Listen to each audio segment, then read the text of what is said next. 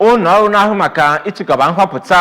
n'ala anyị bụ INEC na mkpirisi bekee akpọkugo ndị ndu otu ndọrọndọrọ ọchịchị dịgasị iche iche nakwa ndị na-azọrọ ha ọkwa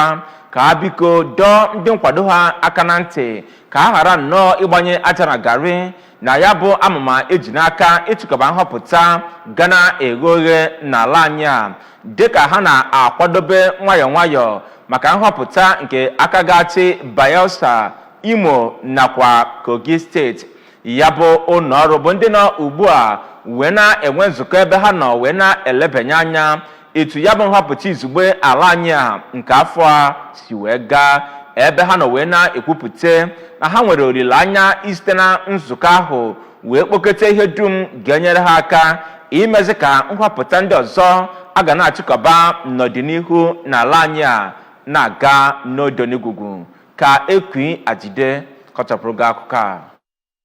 Oge ọ na-ekwu okwu na nzukọ ya na ndị ndọrọndọrọ ọchịchị ka onyeisi oche INEC Ọkammụta Mahmood Yakubu sịrị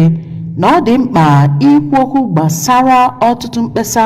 sitere n'aka ndị ndọrọndọrọ ọchịchị, otu ndị nọ n'ọchịchị si egbochi ndị ọzọ na-azọ ọchịchị ohere n'ụlọ mgbasa ozi steeti na akụ gọọmenti ndị ọzọ ga. Dịka o siri kwuo, INEC na-eleba anya n'ihe mmụta ụfọdụ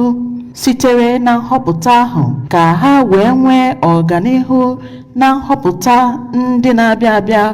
otumadị na nhọpụta gọvanọ ga-adị na steeti Bayelsa, Imo na Kogi. Ọkammụta Yakubu sịrị na ha na-elebakwa anya